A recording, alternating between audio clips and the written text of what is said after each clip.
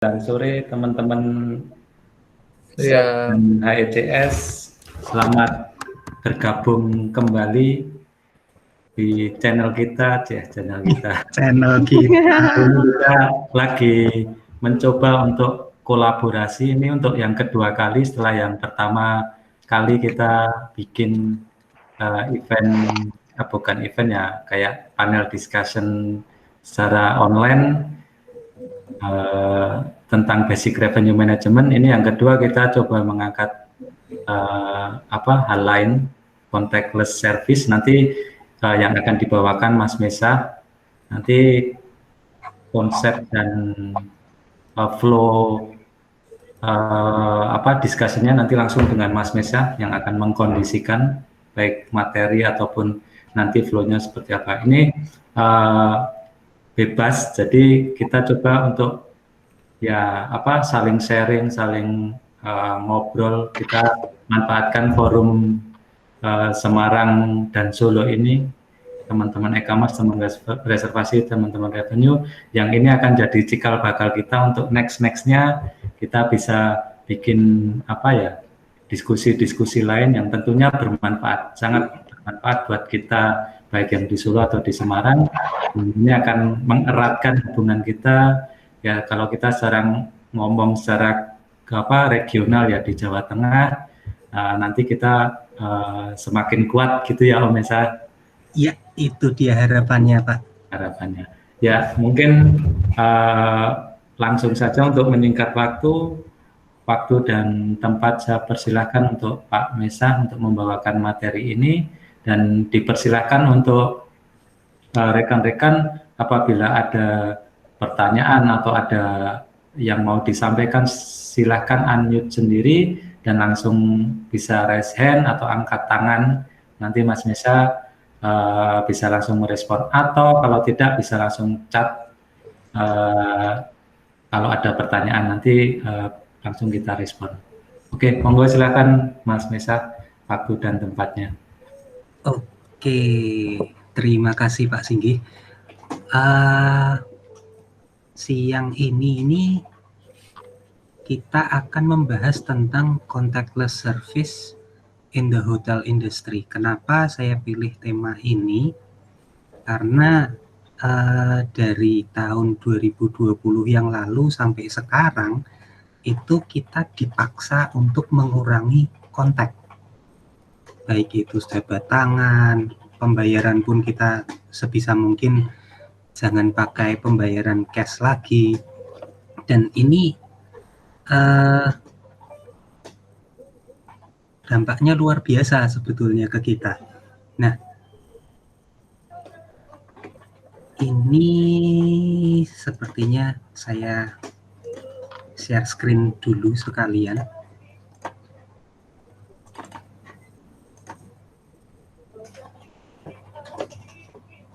Oke. Contactless service in the hotel industry. Nah, sebelumnya ini perkenalan sedikit. Saya Mesa, saat ini di Pandanaran Hotels. Saya baru mulai kerja di hotel itu juga dari 2012 dan sampai sekarang belum pernah pindah. Jadi kalau teman-teman yang lain sudah pada pindah hotel sana, pindah hotel sini, saya belum pernah sama sekali. Jadi tolong jangan galak-galak sama saya ya.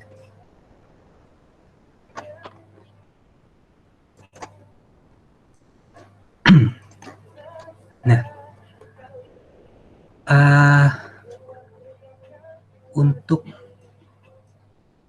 contactless service di hotel industri sendiri itu, ini sudah ada atau belum sih sebetulnya? Menurut jenengan gimana, Om Singgi? Mungkin kalau yang hotel-hotel sudah mengaplikasikan beberapa teknologi ya, karena kalau kita ngomongin masalah teknologi, otomatis di situ ada cost ya, ada biaya-biaya yang tidak sedikit. Mungkin contactless service ini juga akan berhubungan dengan biaya-biaya yang akan timbul ketika kita mengaplikasikan di hotel kita. Tapi di era new normal, di era disruption karena COVID ini, contactless service itu menurut saya itu sangat penting sekali, karena dengan kita semakin sedikit berinteraksi dengan orang, ya kita tetap nggak bisa meninggalkan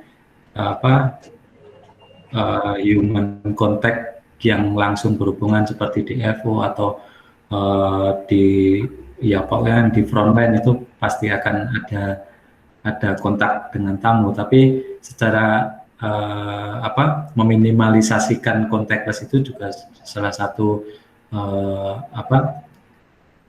salah satu yang kita harapkan ketika di musim seperti ini sih, Om. Tapi apakah sudah diaplikasikan?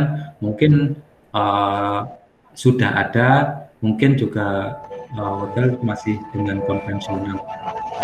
Oke, ini saya akan play 2 video di sini berurutan. Nah, intinya dari 2 video yang akan saya tunjukkan ini adalah sudah ada teknologi yang benar-benar memungkinkan untuk hotel itu benar-benar contactless. Yuk, kita tonton dulu bareng-bareng.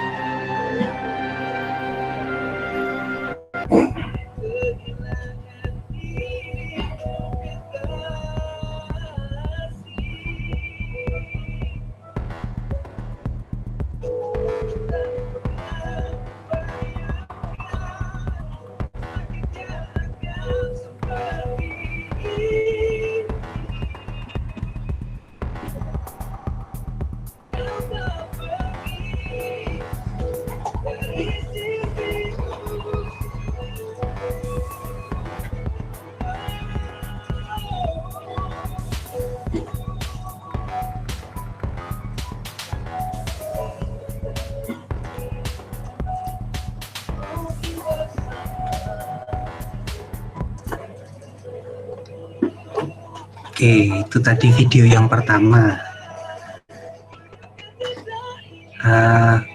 Kira-kira gimana, Om? Teman-teman di sini sudah pernah lihat video ini mungkin?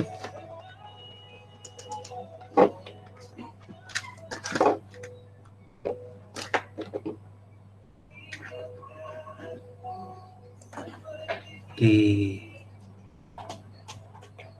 kita lanjutkan ke video selanjutnya. Welcome to Alibaba's Flyzoo Hotel, the hotel of the future. Located in Hangzhou, China, the Flyzoo Hotel project was led by Alibaba's online travel platform, Fliggy. The hotel brings together technology and hospitality to find innovations that can empower the industry in the digital era. It all starts with the Flyzoo mobile app. From here I can book my stay, choose the floor I want, and even the direction that my room faces. And when I get to the hotel, check-in requires just a few simple steps at this kiosk. For Chinese travelers, it's even easier. They can check in via the app and go straight to their room. Flyzoo features a range of AI services to create a convenient and seamless experience for guests. For example, you can choose to use facial recognition rather than keys and key cards to access the hotel. That means everything from using the elevator to entering your room is as easy as smiling for the camera.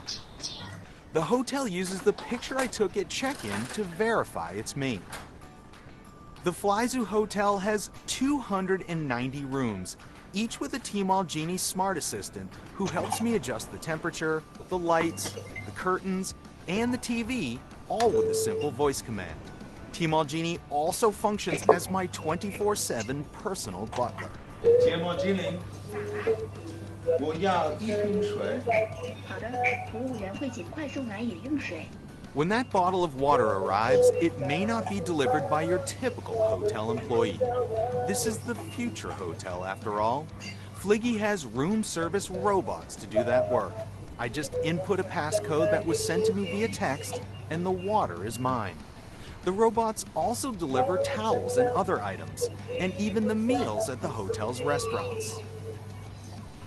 If I feel like working out, the gym offers some fun digital experiences too. When it's time to check out, there are no lines and no hassle. I just pack and go. It was cool to see how Flyzoo's technology can make a hotel's services convenient and easy to use. And with hotel staff freed up from more routine tasks, they can focus on delivering a better experience to guests. I'll definitely be booking another stay soon.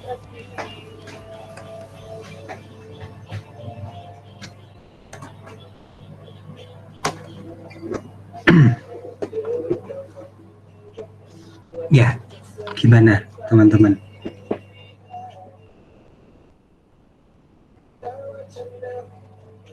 Dari dua video ini sebetulnya kita bisa lihat bahwa yang namanya contactless service di hotel industri itu sudah ada. Dan video ini sebetulnya pertama kali saya lihat itu sudah dari 2018. Dan Flyzoo Hotel ini benar-benar hotel yang ada di Guangzhou, China sana, dan memang ini inisiatifnya Alibaba untuk bikin seperti itu. Tentunya seperti yang disampaikan Om Singgih tadi, kalau hotel benar-benar mau contactless service yang sampai sebegitunya, luar biasa sekali pasti. Harus investasi dulu, lalu uang uang modalnya pasti luar biasa. Satu Tmall Genie itu tadi, belum lagi koneksinya ke kontrol-kontrol yang ada di kamar. Kita sendiri sempet nih berusaha bikin sendiri pakai Raspberry Pi. Kita sempat bikin alat untuk kontrol semua yang ada di kamar, baik itu gorden, lalu channel TV, AC, itu kita sempat coba bikin sendiri, dan ya memang nggak sempurna. Dan kalau kita mau implement di semua kamar, ya pastinya nggak murah. Oke, menurut Om Singgih gimana? Ya Om, kalau memang mau nerapin teknologi ya seperti saya bilang tadi, itu cost yang gede sih contactless, udah sistemnya seperti gitu. Cuman ya eh, mungkin ya ada alangkah baiknya kita tahu hal-hal yang berhubungan dengan teknologi seperti itu yang bisa diaplikasikan hotel. Tapi balik lagi ketika butuh cost yang gede ya akan ada banyak pertimbangan ya. Ya, jadi intinya sih kita nggak perlu takut digeser sama teknologi dulu nih sebagai hotelier, apalagi di FO, di servis itu jangan khawatir, kita belum bakal digeser sama teknologi ini. Tapi tentunya kita sebagai hotel kan kepingin juga nih implementasi hal-hal seperti ini. Nah, ada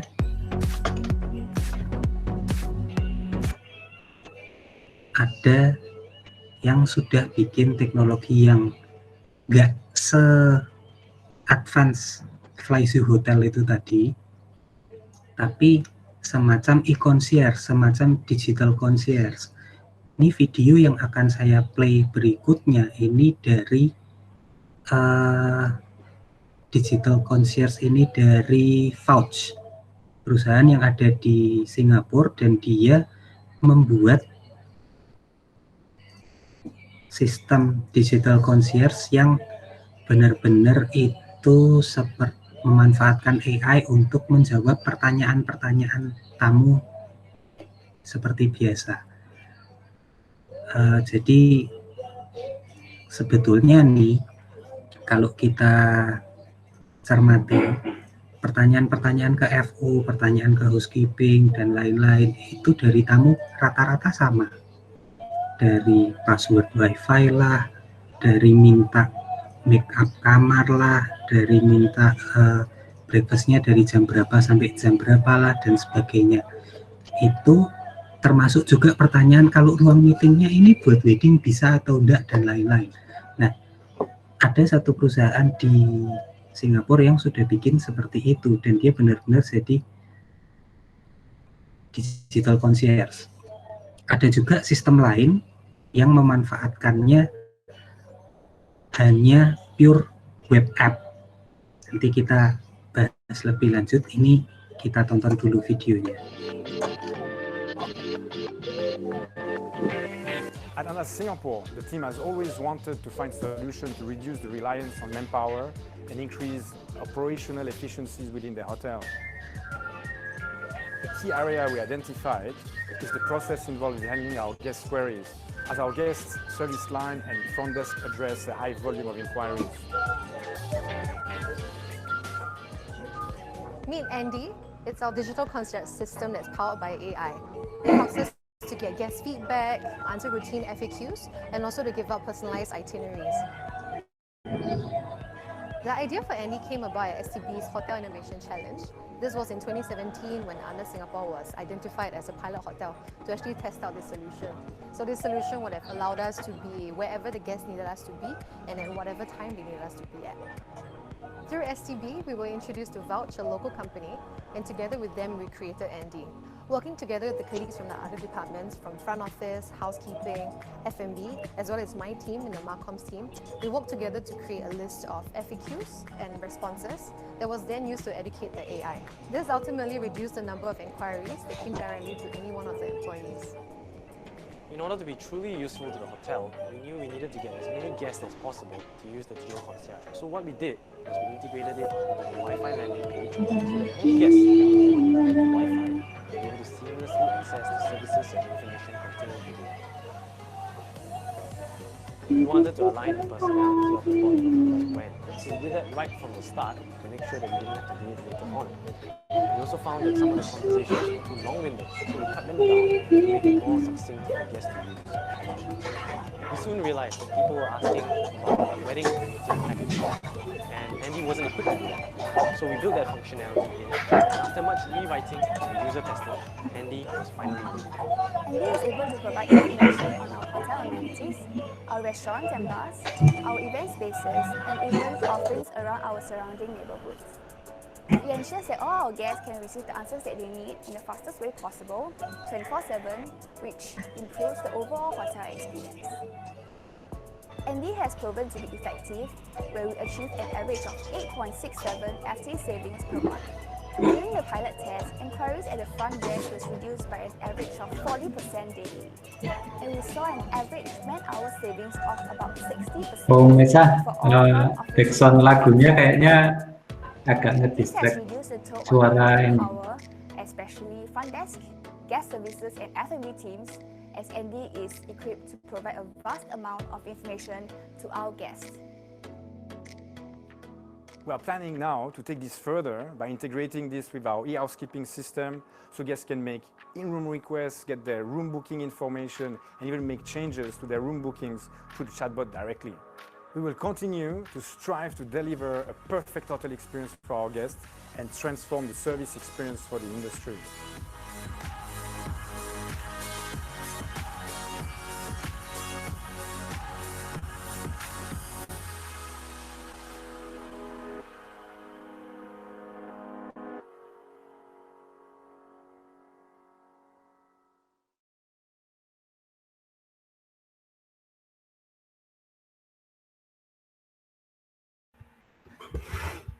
Masih di mute, Om.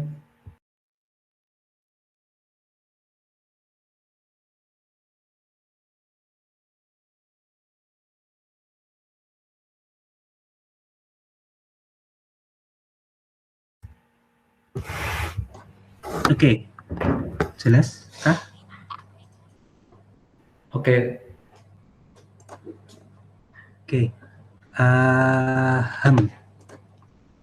Jadi dari sini kan kita bisa lihat ini sebetulnya contactless service-nya ini benar-benar udah ada, sudah jalan dari yang benar-benar full tanpa kontak sampai yang ya hanya ngurangin aja nih, hanya ngurangin pertanyaan-pertanyaan tamu aja nih.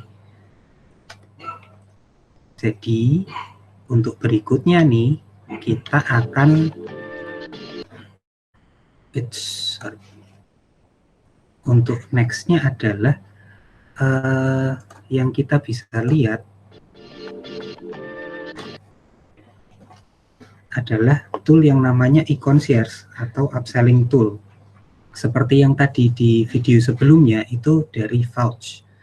E-concierge atau upselling tool ini bisa juga jadi AI customer service. Ini capturean dari yang sempat saya pakai dari Kai. Dia semacam sistem e-concierge juga, dan menariknya dia bisa integrate ke PMS maupun ke channel manager, dan dari situ dia akan tarik data reservasi dan dia bisa kirimkan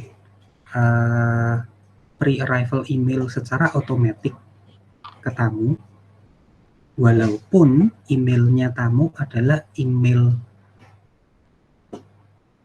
dari OTA yang tersamarkan, misalnya bla bla bla bla bla @booking.com. Nah, dia bisa benar-benar dia bisa ambil itu email itu, dia kirimkan pesan di situ, dia akan minta tamu untuk ngisi pre-arrival email, preference-nya dia seperti apa, dia pengen kamar seperti apa, tujuan untuk stay-nya itu untuk apa, dan ujung-ujungnya dia minta alamat email aslinya tamu. Sesudah dapat alamat email aslinya tamu, dia bakal bisa mengirimkan promonya kita yang kita sudah set, yang kira-kira menarik buat dia itu apa aja nih. Kalau dia stay-nya untuk leisure, dia akan kirimkannya beda. Kalau dia stay-nya untuk bisnis, dia kirimkannya juga akan beda. Dia akan menawarkan misalnya perlu penjemputan dari bandara atau enggak.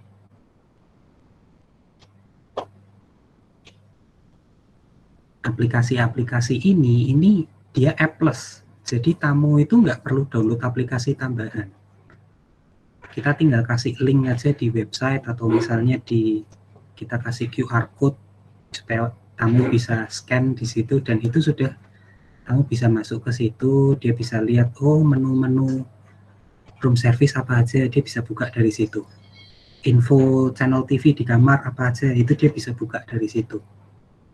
Kalau seperti yang Vouch tadi malah sampai frequently asked question seperti ruang meeting, harga berapa, apa segala macam itu bisa di-set di situ. Nah, penyedia-penyedia layanan ini banyak sebetulnya, ada Kai seperti yang saya sampaikan tadi. Itu ada linknya, nanti materi ini kan akan kita distribute juga. Lalu ada Oki. Oki ini kayaknya yang sempat ditawarin Mbak Desi dari Ciputra nih. Lalu Vouch yang tadi videonya kita play. Revinit itu juga punya layanan semacam ini. Sayangnya ini layanan ini masih expensive, masih mahal. Mulai dari $120 Singapura per bulan. Bisa lebih. Nah, kalau saya bilang bahwa sebetulnya tergantung PMS yang dipakai di hotel apa, itu ada sih aplikasi-aplikasi semacam ini juga yang bisa kita pakai untuk menggantikan mereka. Dan ada yang berbayar, ada yang gratis tentunya. Kira-kira menarik gak?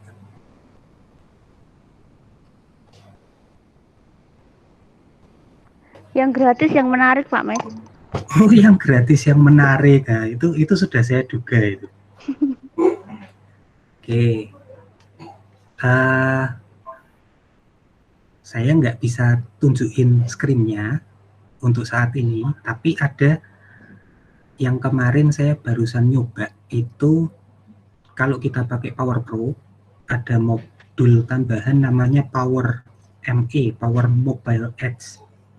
Saya barusan trial, jadi saya belum sempat capture di situ. Tapi dia hampir-hampir sama nih sama Kai, hampir sama Vouch. Bedanya nggak ada FAQ-nya. Kelebihannya kita bisa pakai itu buat tracking request-nya tamu. Misalnya ada yang pesan room service, itu ada trackingnya. Room service-nya ordernya jam segini, lalu di fulfill sama kitchen nanti jam berapa, diantar jam berapa, itu kita bisa tracking. Nah, sebetulnya waktu saya tes kemarin, pikiran saya adalah ini mirip banget sama satu sistem yang kita sempat implementasi beberapa tahun yang lalu. Cuman bedanya sistem ini nggak integrate ke PMS. Jadi sistem terpisah, benar-benar hanya untuk nge-tracking request-nya tamu, baik itu maintenance request dan request ke housekeeping misalnya, room makeup dan lain-lain. Itu kita sempat pakai itu untuk benar-benar tracking. Jadi jangan sampai tamu ini kelamaan nungguin kita melayani mereka. Nah, namanya saya sempat pakai dua. Yang satu ada Zendesk, yang satu Freshdesk. Freshdesk ini yang terakhir saya pakai, kenapa? Karena gratis. Setidaknya sampai 3 account itu masih bisa kita set gratis. Dan itu saya sempat set ada sistem eskalasinya. Misalnya request ke housekeeping kalau sampai nggak terresolve dalam jangka waktu 10 menit, 15 menit, dia akan tereskalasi ke HOD-nya. Masih nggak selesai juga dalam jangka waktu 10 menit sesudah itu, dia akan tereskalasi lagi ke GM. Nah, ini jadi salah satu alternatif yang bisa kita pakai nih, gratisan. Nanti kalau mau ngobrol lebih lanjut tentang Freshdesk itu, monggo. Berikutnya ini ada tool satu lagi, ada yang pakai WhatsApp Business di sini. Om Singgi, Lina, yang lainnya.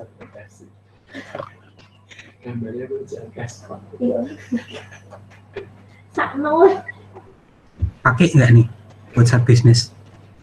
WhatsApp Business pakai sih Mas, cuman ya optimalisasinya kita coba kalau misalnya ada experience dari Magnesia untuk memaksimalkan WhatsApp Business ini Mas, Oke, kenapa pakainya WhatsApp Business? WhatsApp Business ini kan mirip banget sama WhatsApp dan bisa dikontak pakai WhatsApp biasa juga. Tapi dia lengkap untuk bisnis karena kita bisa kasih profile itu ada alamatnya, ada location di map itu di mana, alamat website, email, dan yang paling penting lagi adalah katalog. Katalog ini kita bisa set macam-macam di situ. Antara lain nih, ini contoh dari WhatsApp bisnisnya, reservasinya Pandanaran. Jadi ada alamat email di situ, alamat hotel, lalu location di map juga kita taruh pinnya di situ. Kira-kira seperti itu. Nah, yang paling penting sebetulnya menurut saya adalah katalognya. Walaupun sebetulnya kita bisa bikin juga semacam AI response gitu untuk jawabin FAQ-nya tamu di WhatsApp Business. Dia ada fitur untuk auto respond. Nah, itu kita bisa set juga auto responnya ini untuk pertanyaan yang kira-kira seperti ini jawabannya ini. Kira-kira seperti ini jawabannya ini. Ada beberapa layanan berbayar yang bisa kita pakai untuk ngeset itu supaya lebih detail. Jadi benar-benar yang kita bisa kasih opsi. Anda ingin tanya apa? 1A, 2B, 3C. Kamu tinggal masukkan 1 room service. Misalnya seperti itu. Nah, ini bisa kita set sendiri. Tapi memang agak ribet. Ada layanan berbayar yang bisa bantu ngesetkan kita seperti itu. Kalau mau memanfaatkan, ya saran saya dimanfaatkan. Begitu setup selesai, berhenti langganan. Nah, WhatsApp Business Catalog ini sangat menarik karena di situ kita bisa pasang promo-promo, kita bisa pasang menu resto atau room service. Kita bisa kasih harga untuk promo itu, kita bisa kasih detail deskripsinya seperti apa. Nah, cuman memang kalau pada saat kita bikin katalog ini, kita akan diminta untuk menunggu beberapa waktu untuk diverifikasi apakah yang kita posting di situ itu sesuai dengan guideline-nya WhatsApp Business itu sendiri. Nah, karena katalog dari WhatsApp Business ini juga punya link sendiri, kita bisa bagikan link katalog ini dengan mudah tanpa orang harus simpan nomor WhatsApp-nya reservasi kita. Misalnya dari link katalog ini kita bisa ambil, kita bikin QR code-nya, lalu QR code-nya udah kita tempel aja di kamar, kita tempel di resto. Atau untuk link yang khusus buat langsung ke menu restoran, menu room service, itu kita bisa bikinkan QR code sendiri terpisah. Kira-kira seperti itu. Ada yang Sigi sempat nyoba seperti itu?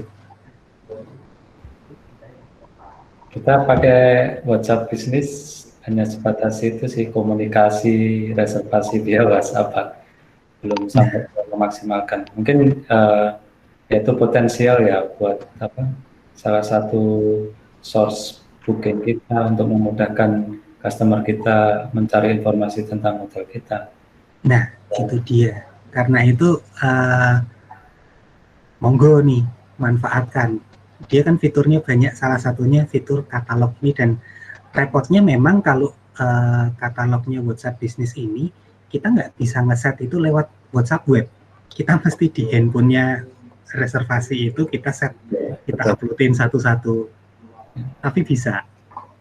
Dan dari sini ini lumayan banget membantu. Contoh implementasi yang kita lakukan di sini adalah menu resto, itu kita pasang di situ, lalu promo-promo kita pasang di situ. Nah, di kamar-kamar itu kita kasih QR code, di TV itu juga kita kasih QR code yang orang tinggal nyekan QR code itu aja, nanti dia akan langsung buka katalog bisnis ini. Jadi semudah itu untuk tamu buka katalog kita, ngelihat kita punya layanan apa saja, kita punya menu room service apa saja, itu jadi semudah itu. Pak Mes. Ya. Maaf aku deso ya. Itu apa namanya? Setup katalognya itu sebelah mana? Nah, ini tak tunjukkan. Enggak tahu sama ini. Dari WhatsApp bisnis itu masuk ke fitur bisnis, yang ada pilihan profil bisnis. Di PC. Enggak, di handphone. Jadi dari WhatsApp bisnis, waktu kita buka pertama nih,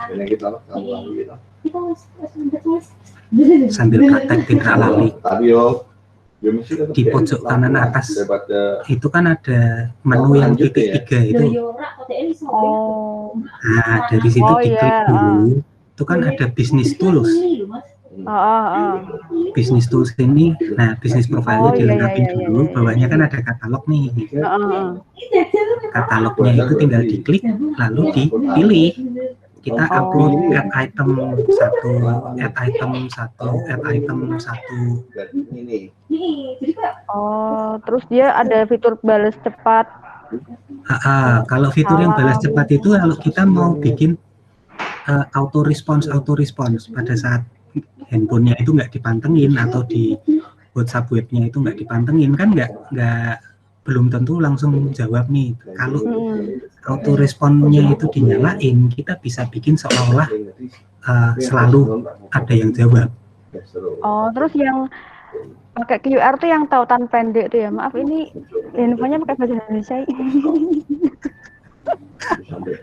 Aduh, ya ini di capturean ini kan juga pakai bahasa Indonesia, tenang aja. Tautan pendek itu yang pakai QR itu ya? Tautan pendeknya itu kan dia cuman linknya saja. Nah, dari linknya itu lalu kita buatkan QR code-nya.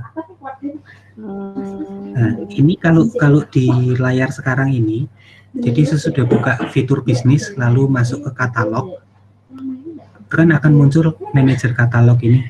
Lalu ada tombol plus di bawah itu, kita tinggal klik tombol plus. Kalau belum pernah bikin di situ, dia munculnya ada kotak di tengah add item atau tambahkan item.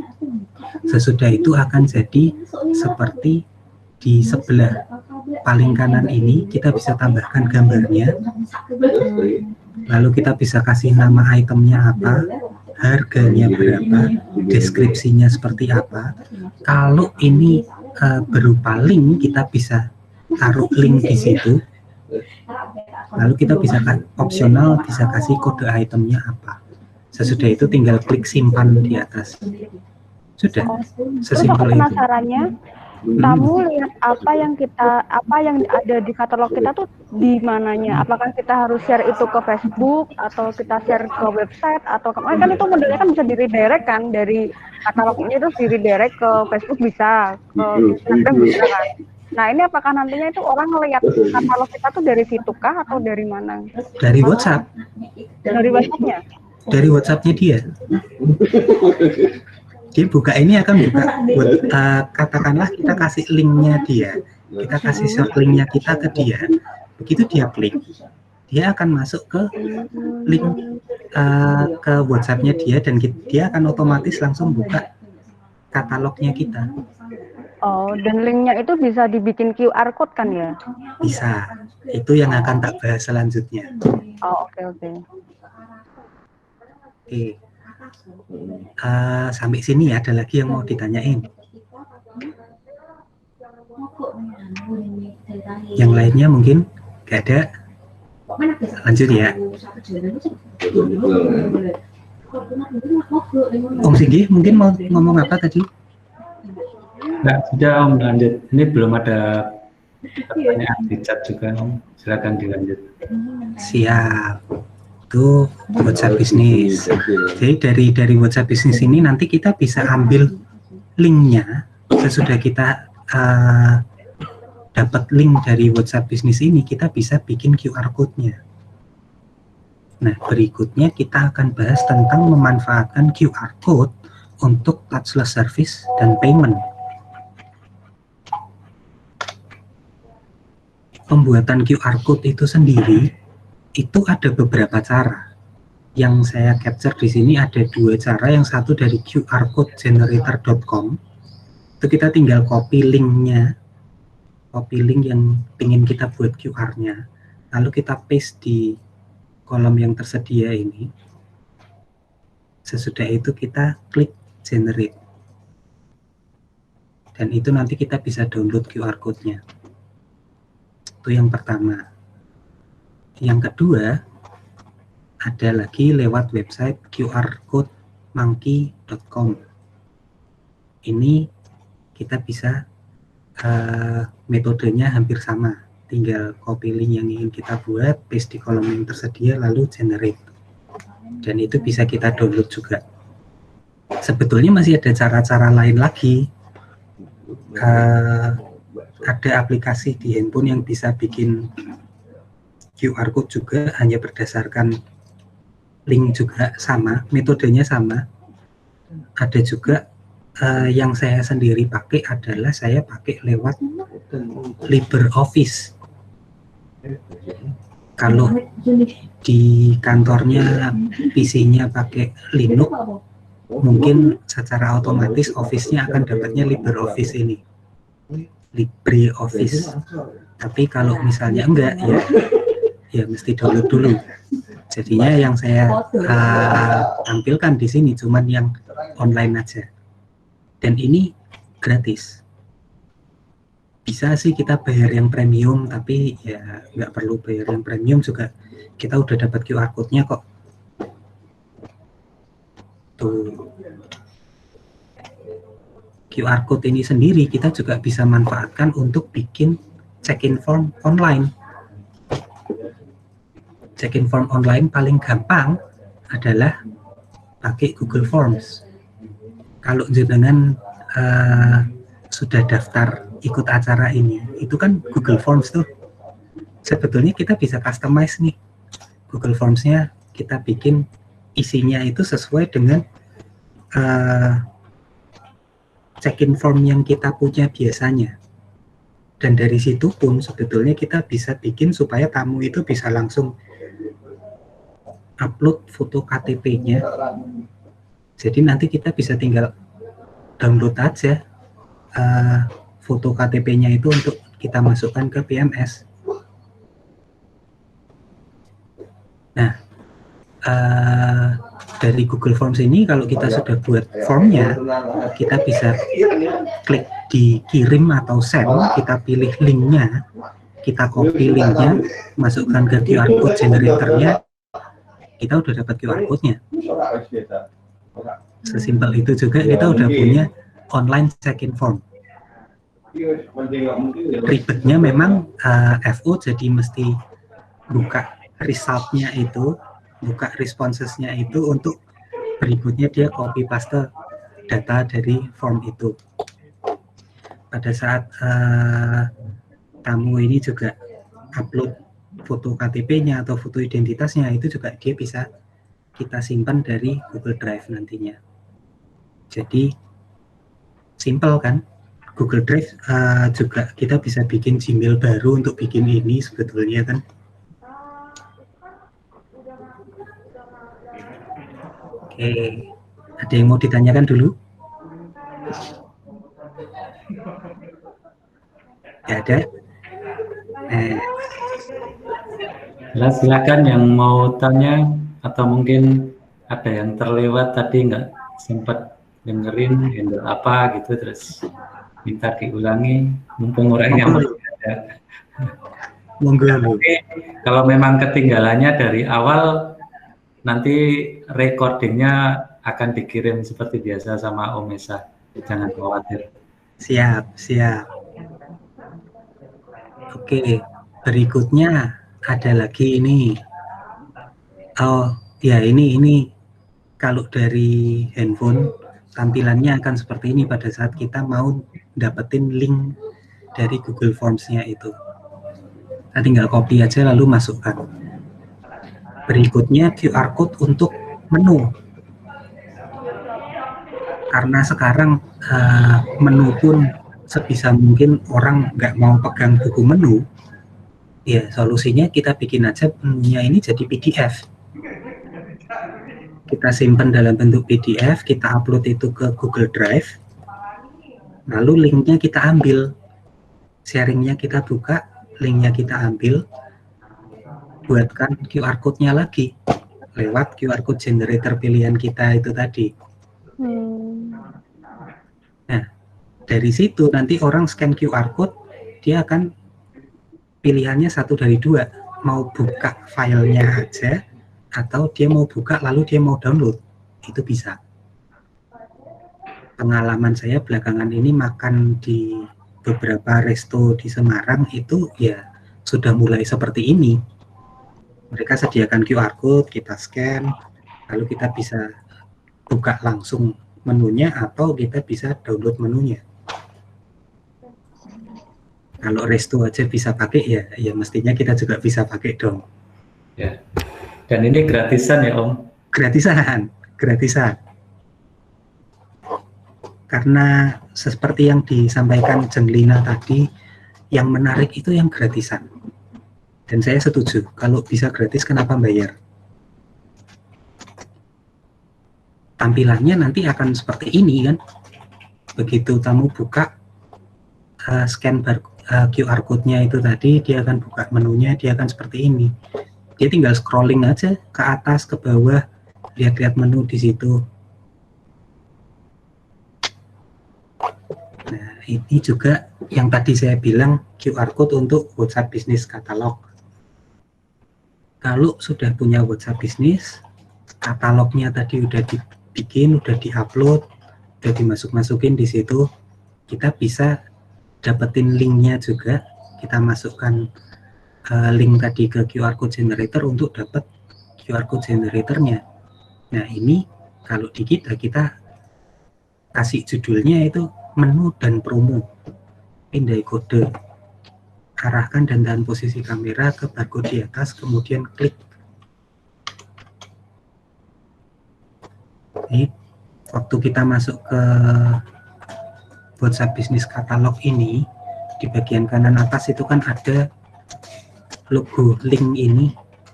Dari sini kita klik, lalu kita dapat nih link untuk katalognya. Dan dari sini kita bisa copy linknya, masukkan ke QR code generator, jadi QR-nya. Kalau kita mau nge-share link ini lewat WhatsApp pun bisa langsung. Gitu. Berikutnya QR code payment.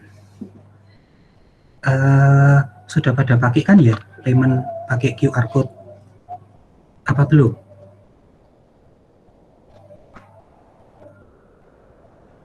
Mungkin sudah, tapi yang ngerjain biasanya IT itu. Iya, mungkin prosesnya yang kita juga perlu tahu di e-commerce seperti apa sih prosesnya. Nah, karena jangan sampai e-commerce nggak tahu hal-hal yang beginian gitu kan ya. Setuju Om. Nah, QR code payment ini itu sebetulnya dengan adanya QRIS, standar yang dibuat sama Bank Indonesia untuk pembayaran lewat QR, itu kita nggak perlu mikir lagi nih punya rekeningnya di bank apa, kita mau payment lewat bank apa, itu sudah nggak susah lagi, karena dengan satu QR code yang berstandar QRIS, ya dari aplikasi m-banking masing-masing yang sudah support QRIS juga itu bisa melakukan pembayaran langsung ke kita.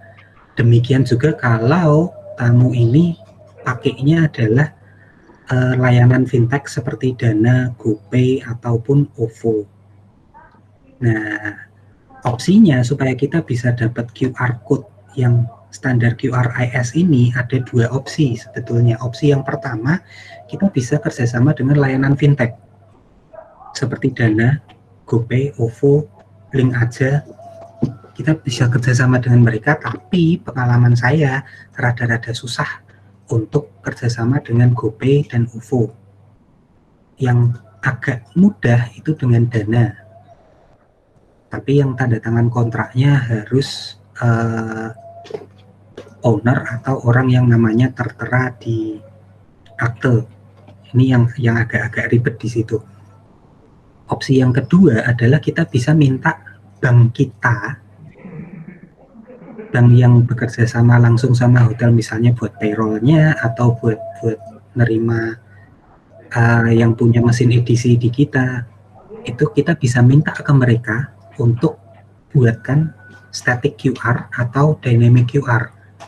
Saya sendiri waktu itu ngobrol sama BNI sama BCA. Kebetulan yang lebih cepat BCA selesainya, jadi kita pakainya BCA. Nah, BCA ini dia menawarkan ada dua macam. Yang pertama adalah static QR, seperti yang kita lihat di sini ini static QR.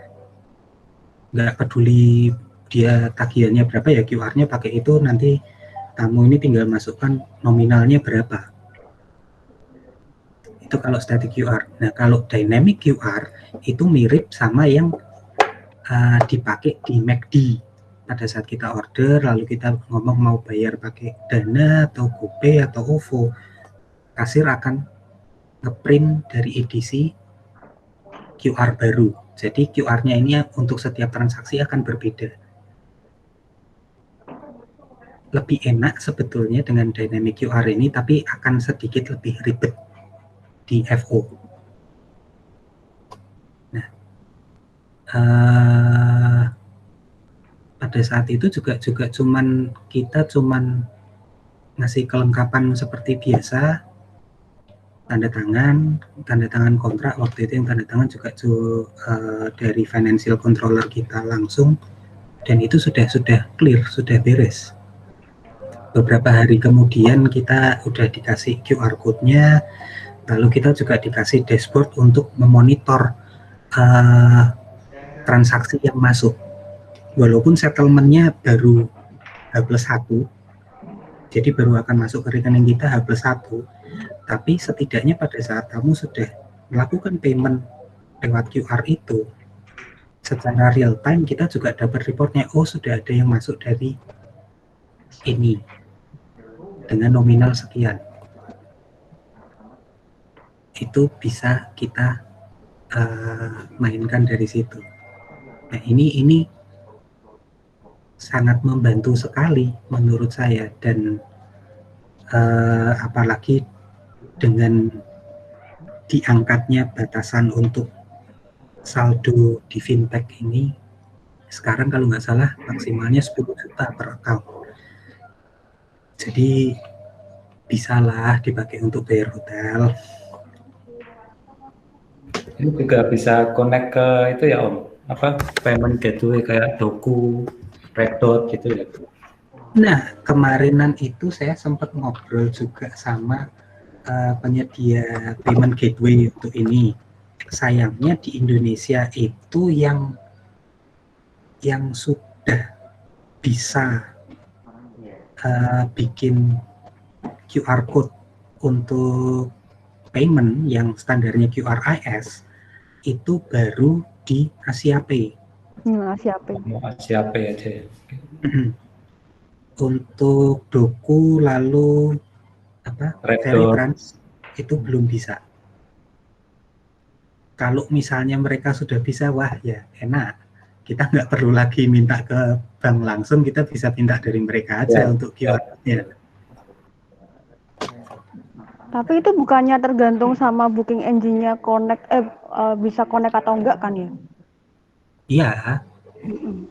Tapi kan dari situ kita juga bisa manfaatkan juga, karena pada dasarnya payment gateway ini kan nggak kaku yang mesti harus hanya dipasang di booking engine kita aja.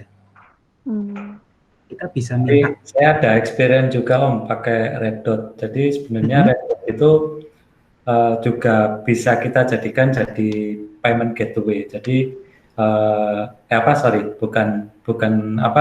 tidak hanya payment gateway, tapi bisa kita fungsikan sebagai booking engine juga. Misalnya kita ada produk, terus misalnya jualan di IG, misalnya swipe up, dia langsung dilariin ke payment gateway. Nah, di payment gateway itu kita bisa setup description-nya, promonya, terus kamu bisa milih produk apa yang mau dibeli, kita bisa setup harga. Sebenarnya masih ada, akan lebih enak lagi kalau bisa dibikin QR code, akan lebih akan lebih buat kita, lebih enak. Lebih enak juga buat tamu, buat konsumen sebetulnya ya. Iya, karena nggak harus masuk ke IG, swipe up, terus prosesnya kan lebih. Iya, akan lebih simpel. Kalau buat QR code langsung dikonekkan ke pembayaran langsung kan lebih enak. Betul sekali. Oke, ini kayaknya mesinnya sudah mulai panas ini pada. Ada lagi mungkin yang mau dibahas?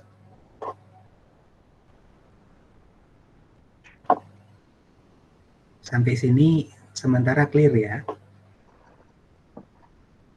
Oke, berikutnya adalah karena kita dari tadi ngomonginnya soal yang gratisan-gratisan, ya berikutnya kita akan bahas yang gratisan juga.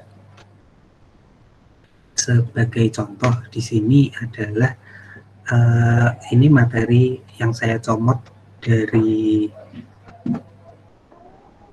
program Gapura Digitalnya Google. Jadi mohon maaf, itu di bawah ada tulisan proprietary and confidential, tolong diabaikan dulu sementara. Kita punya banyak tools kok untuk komunikasi dengan tamu. Kita punya Google My Business, Google Business School. Di website kita itu juga bisa kita pakai. Lalu sosial media, kita pasti punya. Hotel pasti punya sosial media. Google Ads ya itu nanti dulu lah. Google Ads itu kan berbayar. Tapi ya kalau punya Google My Business, dan Google My Business-nya akunnya bukan akun baru, seperti yang saya bahas bulan lalu, kita dikasih kredit sama Google senilai 450.000 per listing. Sudah dicek belum? Om Singgi sempat ngecek ada enggak di Google My Business-nya? Belum Om, belum. Oke, nanti tak tunjukkan dari tempatku deh Google My Business-nya. Nah, Google My Business ini kan bikinnya juga gampang. Kita tinggal klaim aja. Kalau misalnya hotel belum punya, kita tinggal klaim aja. Dan keuntungannya kita jadi munculnya lebih gampang di Google Maps sama di Google Search. Walaupun mungkin website kita nggak muncul di page one-nya Google, tapi di sebelah kanannya itu pasti muncul keterangan tentang Google My Business kita itu. Dan kalau kita cuman punya terus nggak pernah diupdate informasinya di situ, itu juga bahaya sebetulnya. Contoh dari situ kita bisa publish information nih bahwa pool kita sementara tutup. Jadi orang yang searching tentang kita, dia bisa tahu, dia dapat notifikasi bahwa oh iya, swimming poolnya memang tutup. Selain itu, kita juga bisa nge-list kita punya facilities apa aja di situ. Kita bisa posting artikel, kita bisa posting foto. Sayangnya kalau kita sebagai hotel, kita nggak bisa posting artikel, kita bisanya posting foto. Tapi dengan kita posting foto pun itu kan kita sudah bisa menyampaikan kita punya promo apa aja di situ. Dan di situ juga kita bisa berinteraksi dengan pelanggan, baik itu lewat reviews, bisa juga lewat pertanyaan yang mereka sampaikan melalui listing kita ini. Kalau kita nggak jawab, sebetulnya orang lain pun akan menjawab. Dan ini bahaya sebetulnya, karena yang menjawab ini kan ada komunitas di mana-mana yang namanya itu komunitas Google Local Guides. Biasanya mereka yang akan menjawab seperti ini. Nah, kalau mereka yang menjawab, yakin nggak informasi yang mereka berikan itu benar? Kalau kita yang menjawab, itu sudah pasti kita yang paling tahu produk kita seperti apa. Tapi kalau local guide yang jawab, belum tentu. Ini yang berbahaya. Jadi kalau sudah punya Google My Business, tolong di-maintain juga. Jangan cuma websitenya doang. Ini biasanya kerjaannya Markom sih. Tapi nggak ada salahnya kita juga ngerti. Supaya kita bisa monitor juga, Markom memonitor itu apa enggak nih. Berikutnya, kita punya sosial media banyak. Dan itu gratis. Mau kita pakai Facebook page, Instagram for business lah, itu gratis. Kita baru bayar kalau kita mau ngiklan. Jadi ya manfaatkan aja. Sosial media itu akan membantu keberadaan bisnis kita secara online, meningkatkan visibilitas kita, dan membantu kita berinteraksi dengan calon pelanggan atau pelanggan.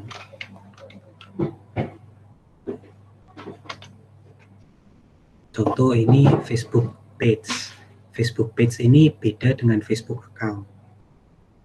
Kalau Facebook page, kita bisa lebih detail nih ngasihnya, location, alamat website, alamat email, nomor telepon, kita bisa pasang semua.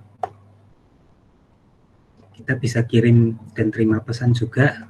Kita juga bisa dapat review dari tamu. Jadi Facebook page ini kalau buat bisnis pastinya penting, apalagi buat hotel.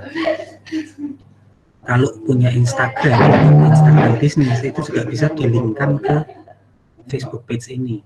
Dan kalau sudah punya Facebook page dan Instagram bisnis, kita jadi bisa pakai Facebook Ads untuk bikin iklan, baik itu di Facebook maupun di Instagram ataupun keduanya. Dan caranya juga gampang kok. Kalau punya Facebook pribadi, kita tinggal bikin Facebook page untuk hotel, kita bisa verifikasi, dan kita nggak perlu ngurusin sendiri, kita bisa nambahin staff untuk ikut memanage page ini. Instagram bisnis sama, kita bisa tambahkan alamat website, alamat email, nomor telepon. Kalau sudah jadi Instagram bisnis juga, kita bisa linkkan ke Facebook page, kita bisa bikin Instagram Ads sendiri, kita bisa juga pakai Facebook Ads untuk bikin ads di situ. Nah,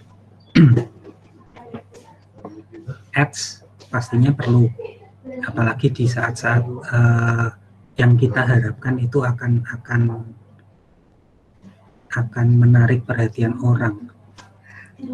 Contohnya antara lain biasanya nih di masa-masa sebelum pandemi, waktu puasa itu kan hotel sering bikin paket bukber.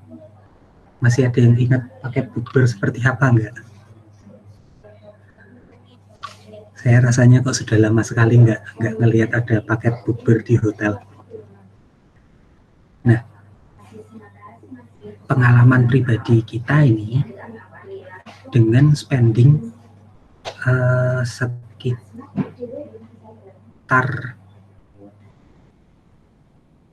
4,5 juta untuk 3 hotel di iklan Facebook pada saat itu untuk mengiklankan bukber, dan itu pun kita targeting, kita cari khusus memang target audiens yang usia sekian sampai sekian, pria wanita, statusnya dia single atau married, dan interestnya dia apa, apakah dia interest sama buka bersama, apakah dia interest sama puasa, apakah dia interest sama lebaran, itu kita target. Dan dari situ hasilnya luar biasa, dalam artian dengan modal 1,5 juta per hotel, 4,5 juta total, revenue yang kita dapetin dari situ itu lebih dari 100 kalinya. Jadi ya worth it banget sebetulnya. Cuman kalau sekarang memang kita mesti ngirit-ngirit dulu sih.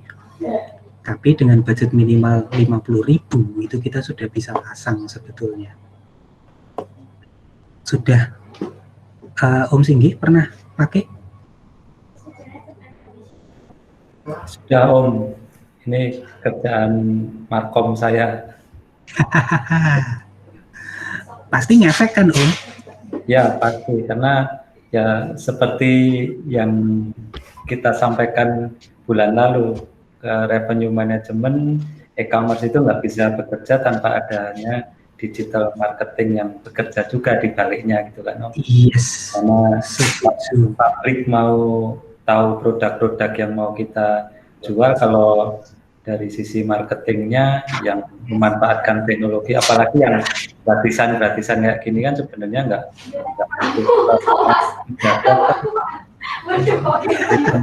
investmentnya juga ya harusnya pengelolaannya itu Om kalau menurut saya. Setuju banget Om. Oke. Nah ini berikutnya ada lagi YouTube channel.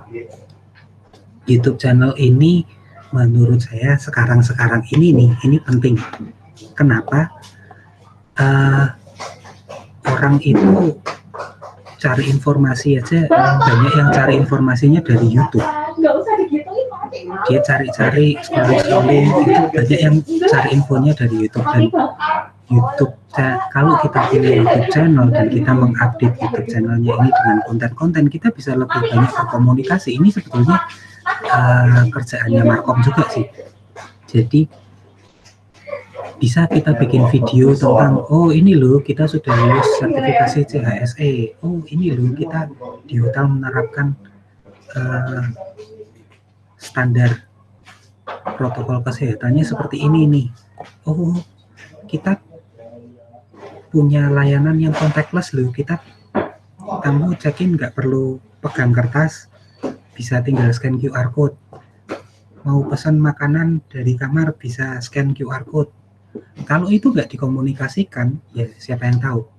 Caranya ya ini YouTube channel ini, dan ini juga gratis kok. Kalau kita sudah punya Google My Business itu lebih mudah untuk kita bikin YouTube channel ini.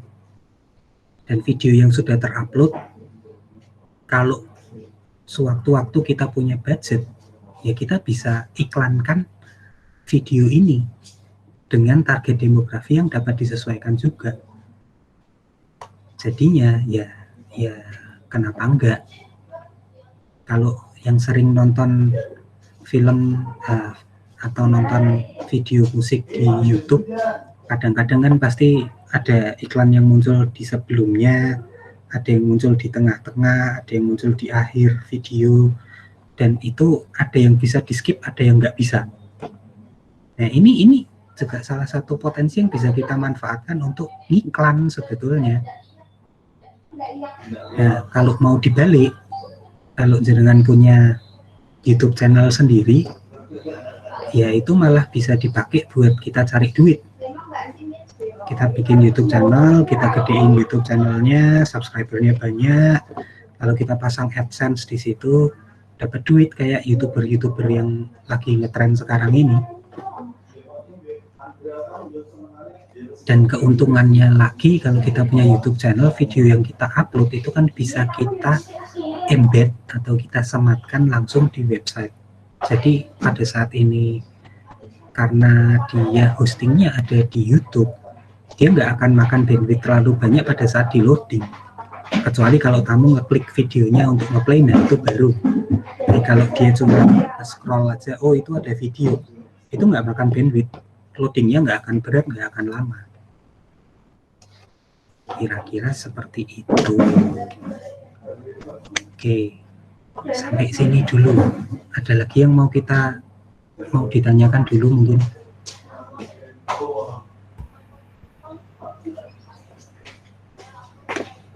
Silakan kalau ada yang mau bertanya atau tanggapan atau ngasih experience ke sharing experience ke kita. Kalau silakan langsung di unmute, langsung bisa disampaikan atau bisa lewat chat. Karena sebetulnya saya berharap banget yang hari ini kita lebih banyak ngobrolnya. Tapi sebule dari tadi yo aku sing ngomong gitu. Belum, ini baru 2. Mungkin sesi-sesi selanjutnya akan lebih banyak lagi yang berinteraksi. Mungkin ya lagi trial kita Om. Kita masih panjang. Mungkin Pak Mes tuh masih kebawa sama ambiensinya ketika dia di Gapura Digital. Ketika lagi di depan banyak yang menyanggah, ngomong. Oh iya, benar itu kalau lagi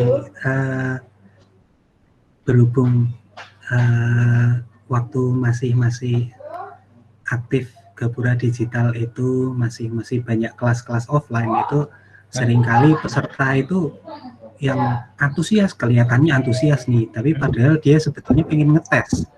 Tes ini pembicaranya ngerti bener nggak nih yang diomongin apa. Nah itu jadi rada-rada ke bawah kayaknya saya nih.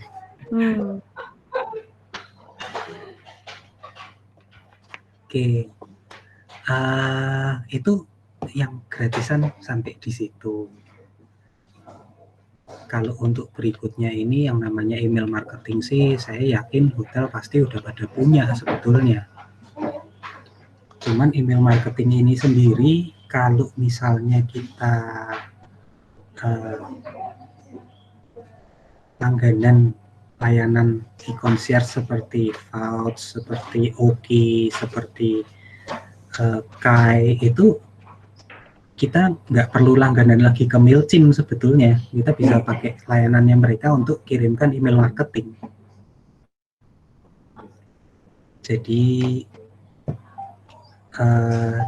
bisa dimanfaatkan pada saat kita langganan layanan e-concierge seperti itu, kita bisa pakai yang mereka punya, dan pastinya kalau lewat mereka emailnya ini kan valid karena didapat langsung dari tamu, dan pastinya kita nggak akan melanggar GDPR atau General Data Protection Regulation.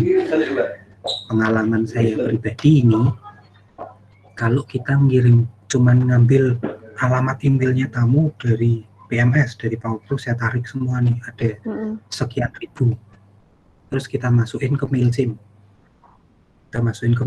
Kita set supaya sendernya itu dari @pandanaranhotel.com. Udah, kita kirim emailnya. Awal-awal sih baik-baik saja, tapi ternyata sesudah dari regulasi GDPR ini atau General Data Protection Regulation ini, kita jadi dianggap, oh ini kamu melanggar GDPR. Orang-orang ini nggak merasa memberikan persetujuan untuk dapat email marketing dari kamu. Efeknya adalah email kita sempat diblokir sama Gmail. Jadi walaupun kita ngirimnya bukan email marketing ini, kita ngirim email penawaran, sales ngirim email penawaran ke tamu yang emailnya dia Gmail, nggak masuk. Kan jadi repot. Nggak masuk, bener-bener nggak masuk. Jangankan masuk ke spam. Biasanya kalau suka kayak gitu kan, suka masuknya ke folder spam nih kalau kita kirim email dari hotel. Ini jangankan masuk ke situ, nggak masuk sama sekali. Sesudah berapa waktu kita cari, oh ternyata ini dia penyebabnya. Akhirnya ya dengan sangat bersusah payah kita mesti bersihin list emailnya kita, memastikan bahwa orang-orang yang kita kirimin ini benar-benar orang-orang yang sudah setuju untuk menerima email dari kita. Karena kalau enggak, kita kena GDPR, blaze, repot. Waktu itu kita baru resolve itu sekitar 1 bulan kayaknya, baru bisa ngirim email ke Gmail lagi dengan kondisi normal. Jadi hati-hati. Yang email marketing dipastikan penerimanya ini memang sudah setuju untuk menerima email supaya kita nggak melanggar GDPR. Oke, kira-kira kayak gitu. Nah, ini sekarang menurut teman-teman nih, kita udah siap belum sih buat contactless service sebetulnya?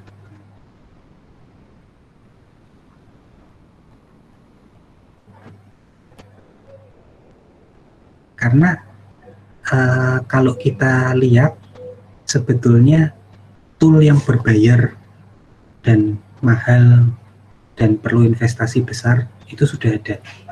Contohnya tadi Flyzoo Hotel yang di Guangzhou, China itu tadi, itu udah dari beberapa tahun yang lalu ada. Jadi jelas teknologinya sudah ada. Yang gratisan-gratisan yang bisa kita manfaatkan juga tadi udah saya sampaikan. Kira-kira kita siap apa enggak untuk memproses itu lebih lanjut? Dan kayaknya nih habis ini PR-nya pada ngutik-utik WhatsApp bisnisnya masing-masing nih. Ya mestilah. Gimana Om Singgi? Ya Om, ya sekarang kalau melihat kondisi kayak sekarang ini ya apapun pasti akan dilakukan ya, termasuk sebenarnya ya kita di e-commerce atau di revenue ya harus memaksimalkan tools yang kita punya. Kalaupun memang itu belum ada dan belum mau investasi ke situ ya kita bisa manfaatkan dengan yang tadi Om Mesah sampaikan, kan gratisan bisa kita manfaatkan yang ya paling tidak secara tools untuk membantu penjualan, membantu promotion itu bisa dimanfaatkan oleh ya marketing ataupun dari e-commerce juga. Paling enggak di e-commerce kalau tidak bersentuhan langsung dengan proses-proses itu ya paling tidak tahu prosesnya. Apalagi di era sekarang ya udah pemanfaatan digitalisasi udah sangat erat ya dengan penggunanya. Jadi kita di hotel juga jangan sampai ketinggalan dengan tools-tools seperti itu gitu ya Om. Betul sekali Om. Sebetulnya masih ada tool-tool lain yang bisa kita manfaatkan itu yang agak-agak ngeri sebetulnya. Kalau saya tambahin sedikit di sini, kita sempat trial, kita sempat nyoba pakai beberapa layanan online yang kita makainya buat spying tetangga sebelah. Spyingnya gimana? Kita bukan spying sosial medianya tetangga sebelah, tapi kita spying orang-orang yang posting-posting tentang tetangga sebelah.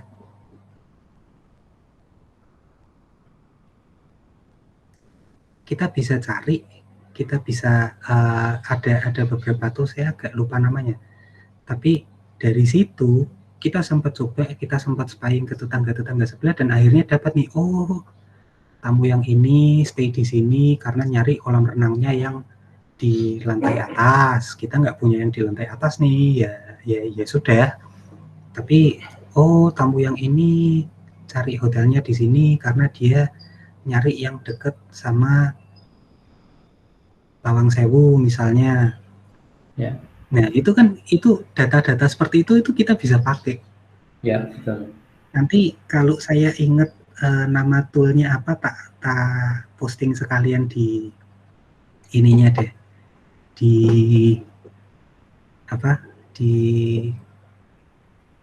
sharing folder yang akan saya kirimkan nanti deh. Oh iya, tadi saya sempat bilang tentang Google My Business yang 450.000 kredit itu ya. Ini saya share screen dulu. Ting ting ting ting. Mana ya? Oh ini dia.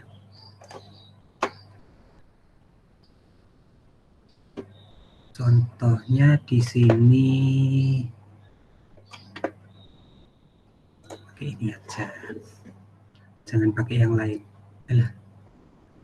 Ini di sebelah kanan ini kan ada claim your 450,000 free advertising credits.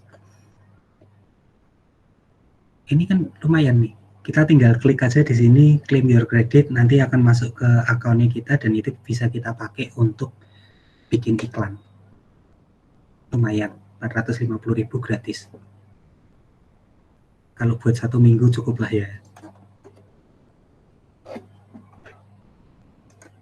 Gitu. Ada lagi mungkin? Mungkin ada yang mau sharing dari teman-teman experience di hotel masing-masing. Sebenarnya banyak tools yang bisa digunakan sih, baik di revenue management ataupun di e-commerce untuk memaksimalkan ujungnya ke memaksimalkan revenue di hotel masing-masing. Tentunya ya ada yang berbayar, ada yang tidak. Dan kalau yang berbayar juga banyak sekali, yang tidak pun tadi udah beberapa disampaikan Mas Misa. Nah itu memang kita nggak bisa lepas dari itu, karena jualan kita tidak hanya pasang harga, terus kita pasang di media sosial, terus kita nunggu berharap ada yang beli, kan tidak. Tentunya kita harus ningkatin exposure kita, harus ningkatin orang tahu produk-produk kita. Nah untuk ningkatin itu pakai apa ya? Tadi tentunya kita butuh tools-tools yang baik gratisan ataupun yang berbayar, ataupun kalaupun itu berbayar, tentunya bayarnya berapa, kita bisa balik modalnya kapan atau berapa, itu juga pasti tentunya harus dihitung. Tapi tanpa tools, tanpa bantuan alat bantu digital untuk kita mencapai tujuan kita dengan maximizing revenue tadi, ya jangan harap kita akan memaksimalkan, kecuali hotel kita yang memang udah punya market tersendiri dan itu loyal ke kita, yang ngapain kita harus pakai tools karena udah banyak. Tentunya saat ini nggak ada orang yang loyal kepada satu, pasti akan terus pengen yang baru. Nah untuk inovasi kayak hotel yang membutuhkan tools itu untuk kita berinovasi, kita mempromosikan hal-hal baru di kita, karena itu sangat penting sekali. Tentunya teman-teman juga di hotel, teman-teman masing-masing juga punya experience tersendiri, banyak tamunya dari mana. Nah tentunya seperti yang disampaikan Om Mesa tadi, kita bisa ngambil database dari situ. Kita balik lagi, basic dari revenue management adalah data driven, atau kita bisa mengkolek data. Nah untuk sampai kapan tujuan kita atau pistol ini akan dimoncongkan kemana, otomatis dari data-data tersebut. Bukan hanya dari data PMS kita, tapi juga data-data yang ada di market sekitar kita. Bagaimana kita mendapatkan, ya tadi sudah disampaikan Mas Mesa. Tentunya ya mau nggak mau kita harus bersentuhan dengan tools-tools itu sih. Setuju sekali. Nah, buat teman-teman yang mungkin tadi kelewatan, jangan khawatir, ini sesinya tetap kita rekam, jadi nantinya akan kita kirimkan ke email teman-teman juga linknya pada saat sudah kita upload ke YouTube. Dan selain itu juga ini kalau misalnya ada yang mau ngobrol lebih lanjut lagi, misalnya bingung nih nge-setup WhatsApp katalognya gimana, pengen ngobrol, hubungi saya, monggo. Atau pengen ngobrol lebih lanjut tentang tools-tools lagi yang lain, seperti yang tadi saya bilang ada Freshdesk, ada Zendesk, itu bisa kita manfaatkan. Nah kalau pengen lebih tahu lebih lanjut, monggo, jangan ragu-ragu kontak saya. Buat yang di Semarang sudah pada tahu nomor saya ya toh. Nanti kalau yang di telepon nggak bisa di WA toh. Kalau di WA kadang-kadang suka lama.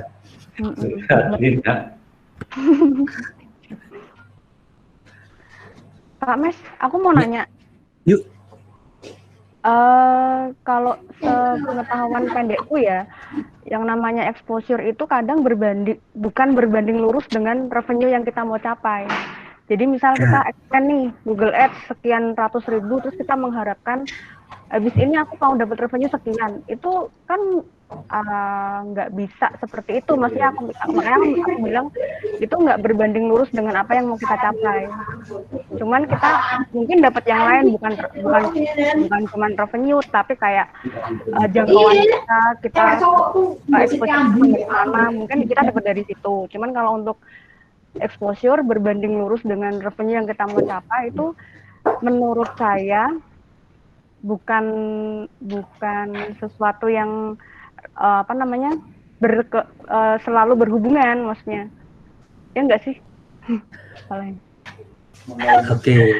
Jadi intinya aku belum tentu kita spend sekian terus kita dapat revenue juga lebih dari sekian gitu loh. Ya. Betul. Kan? Itu betul. Tapi ada tapinya, Lin. Apa?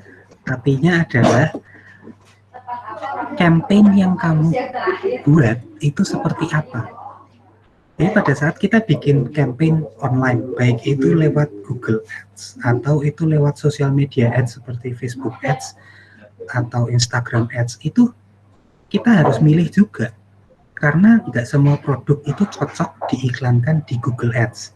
Nggak semua produk cocok diiklankan di sosial media. Kita mesti pilah-pilah. Kita mesti lihat, sesudah itu kita juga mesti screening benar-benar target audiens kita siapa. Yang kita target dengan iklan kita ini siapa. Kalau itu benar-benar diterapkan, baru kita bisa mengharapkan return on investment lah, return on investment yang sesuai. Tapi kalau itu nggak diterapkan dengan baik, ya jangan harap spending 1,5 juta dapat 100 kali lipatnya. Dan data itu kan kita bisa collect dari IG bisnis kan ya, report. Bisa, salah satunya seperti itu. Contoh. Tadi aku ngomong tentang paket bukber, buka bersama. Kenapa itu diiklankan di Facebook dan Instagram? Kenapa nggak diiklanin di Google? Menurutmu kenapa? Kalau Instagram itu kan orang tuh lebih sering lihat gambar. Nah, yang paket bukber itu kan pasti gambar yang di-share. Nggak kebanyakan ngomong, cuma gambar, harga berapa gitu kan. Selain itu Google Ads itu juga bisa loh, kita iklannya bentuk gambar itu bisa loh. Iya, cuman jangkauannya tuh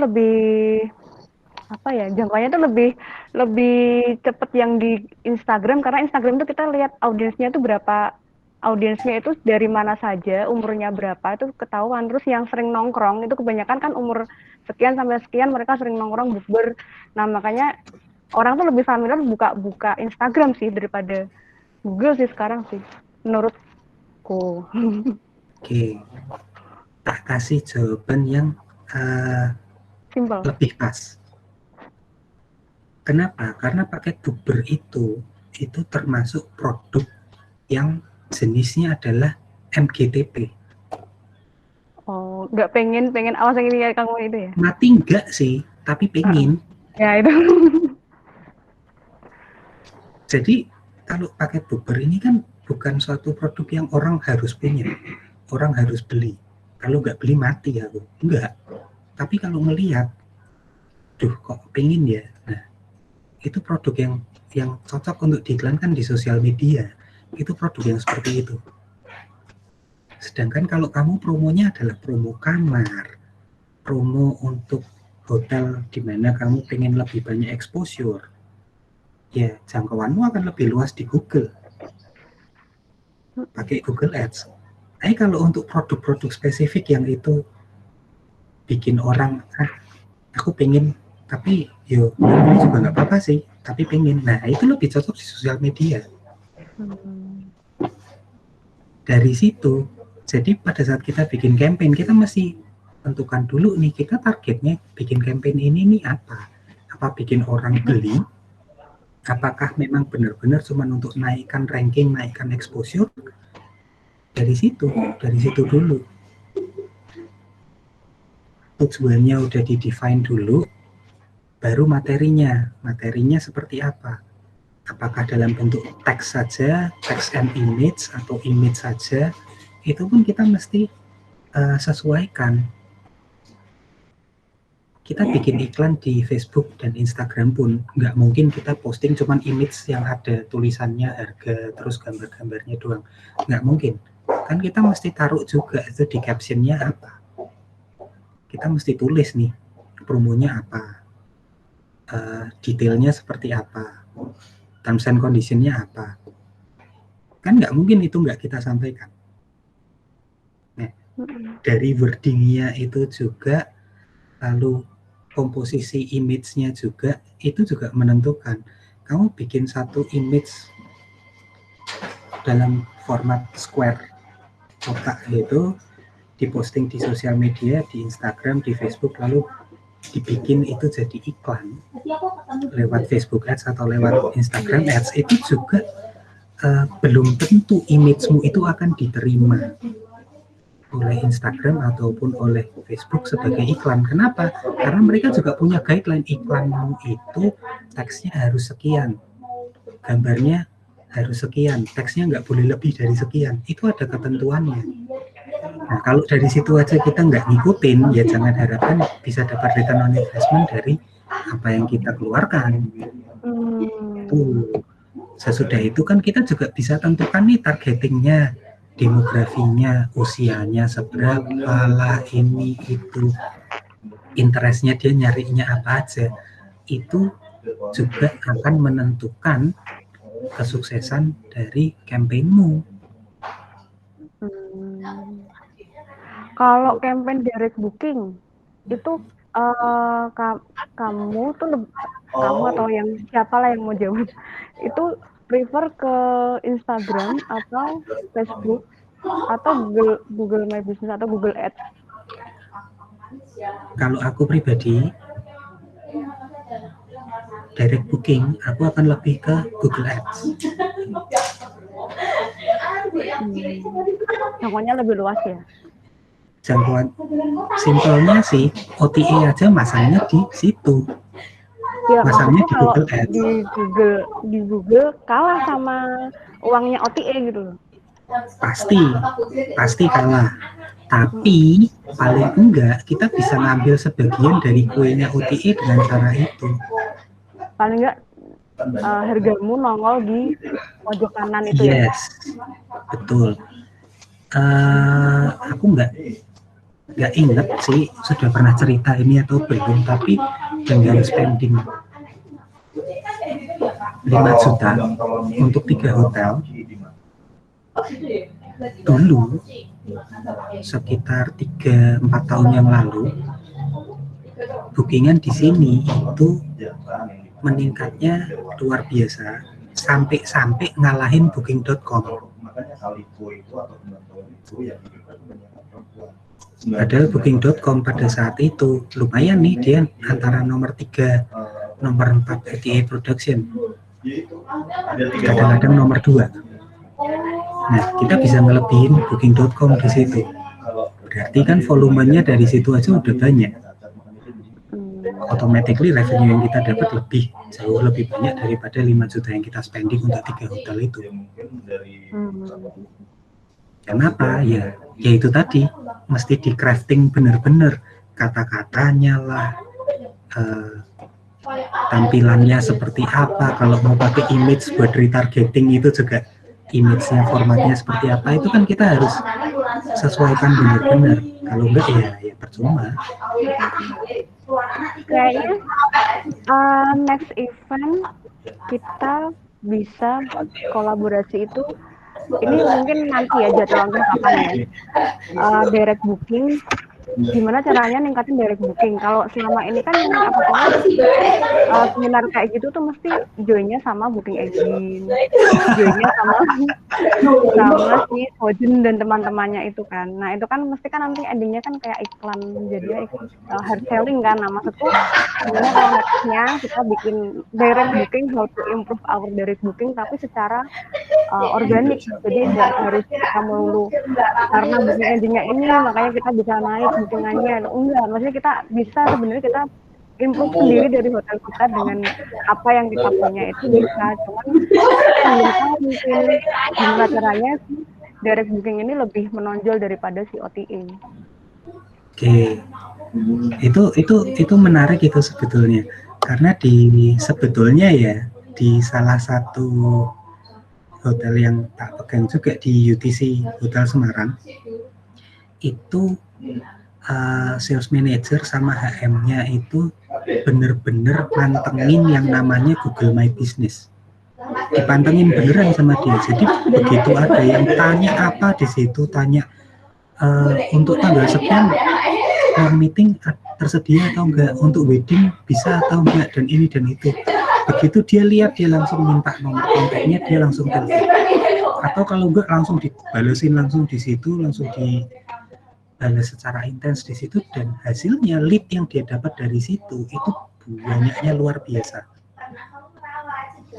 Nah, dari situ itu ini termasuk salah satu tools yang kita bisa manfaatkan sebetulnya untuk meningkatkan direct booking, walaupun bukan pakai booking engine, walaupun nggak lewat booking engine, tapi kan jadinya customer ini direct booking ke sales misalnya, atau direct booking ke si HM itu tadi, dan ini benar-benar terjadi.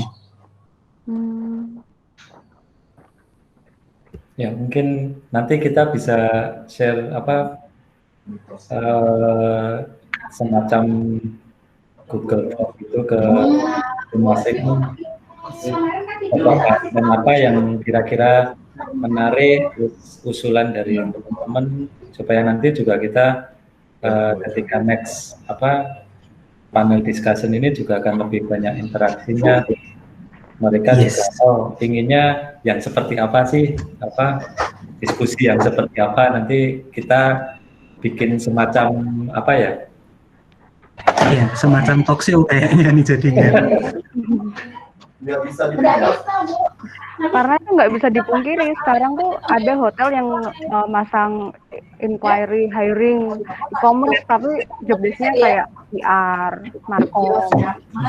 Itu jadi kita tuh kayak emang harus, yang namanya e-commerce tuh harus multitasking sekarang, nggak bisa kalau mungkin nanti kita juga lebih ke pokok bahasan yang mungkin dari basic ke middle ya, jadi biar teman-teman juga benar-benar kita berkembang itu dari bawah, terus ya tujuan kita ya perlahan-lahan nanti goal kita sih ya di Semarang dan di Solo itu kita growing bareng-bareng secara pemahaman secara basic knowledge tentang e-commerce, revenue, tentang reservasi itu juga benar-benar benar-benar bermanfaat bagi kita di Solo dan Semarang sih. Artinya komunitas yang sekarang kita jalankan ini benar-benar ada yang progres positif ke depannya gitu kan ya Om. Ya, setuju Om. Ini terus terang saya bahagia banget ini dengan kolaborasi antara SREC sama KSCS sampai saat ini. Ini dulu kan sempat kita ngobrol terus gimana kita bikin kayak forum Jawa Tengah ya, paling enggak kita mulai dari Solo Semarang ya, ini mungkin cikal bakal kita Jawa Tengah bersatu gitu. Itu masih Jogja itu ya? Paling enggak cuma itu masih jauh, tapi paling tidak kita perbaiki diri kita dulu dengan basic knowledge yang bagus, dengan ya kalau misalnya materi-materi yang mau kita bahas itu kok terlalu berat dan kita butuh narasumber dari orang di luar kita ya, kita bisa undang ke sini, bisa ngasih pencerahan ke kita, itu lebih memperkuat knowledge kita sih. Jadi teman-teman silakan, teman-teman di Solo Semarang juga silakan kalau misalnya ada passion untuk ngasih sharing knowledge, sharing experience di kita, malah sangat welcome, kita bisa diskusikan di sini. Semakin banyak orang yang berinteraksi, semakin banyak ya kita semakin kaya akan pengalaman, walaupun ada yang udah jadi RM atau udah masih e-commerce atau masih reservasi, tapi secara experience ya kita sama gitu, masih banyak yang perlu kita pelajari bareng-bareng. Iya, Oke. Nah, nanti mungkin untuk nextnya Umesah kita bisa kondisikan untuk semacam polling, mau kita bahas apa, habis itu kita tentukan untuk nextnya kita bikin apa, materi apa gitu. Oke, nanti saya akan buatkan link untuk teman-teman mengajukan tema yang seperti apa yang diinginkan. Jadi nanti pollingnya ini biar kita bikin online aja. Terus nanti linknya akan saya share sama Om Singgi buat dibagi ke teman-teman di Solo.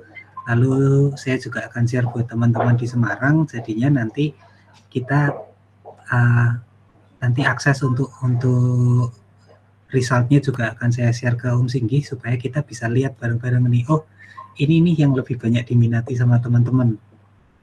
Ya. Gitu. Tapi apa mungkin kita perlu batasi skopnya atau mau kita loskan aja?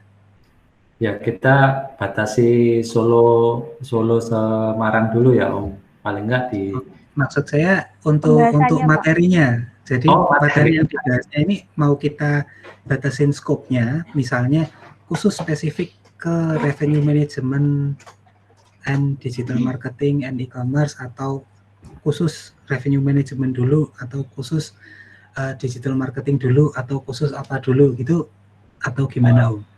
Mendingan kalau untuk pollingnya kita losin aja Om, semua kita loskan aja ya.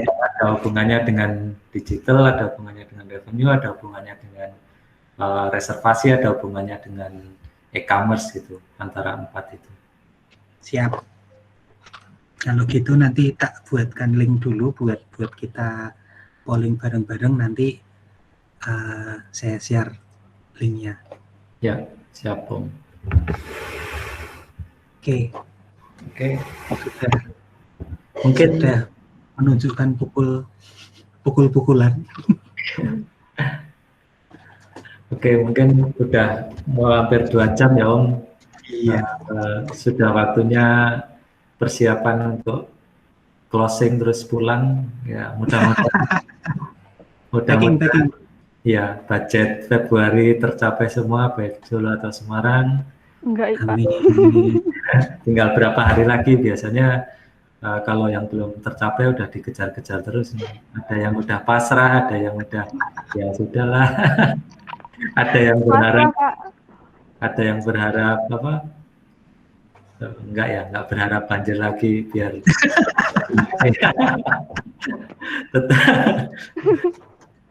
Oke. Mungkin untuk acara discussion hari ini kita akan segera tutup. Terima kasih Om Esa untuk materinya, banyak membuka kita untuk tadi seperti tools-tools yang gratisan, terus memaksimalkan tools-tools itu juga sangat penting buat kita. Dan mungkin ada teman-teman ada yang mau ditambahkan sebelum kita tutup? Atau Mas Mesa ada yang perlu disampaikan lagi Mas? Sebetulnya kemarin itu sempat ada yang protes sama saya gara-gara kita nggak foto bareng. Oh iya, mungkin di awal Mas, di awal sebelum kita mulai kita foto bareng dulu. Kayaknya mendingan berikutnya seperti itu ya Om. Ya. Untuk exposure kita juga di Solo dan Semarang ya. Kita nggak ngarepin dapetin revenue dari situ, tapi paling tidak exposure aja kata Mbak Lina kan. Jadi siap. ada aktivitas positif di komunitas kita.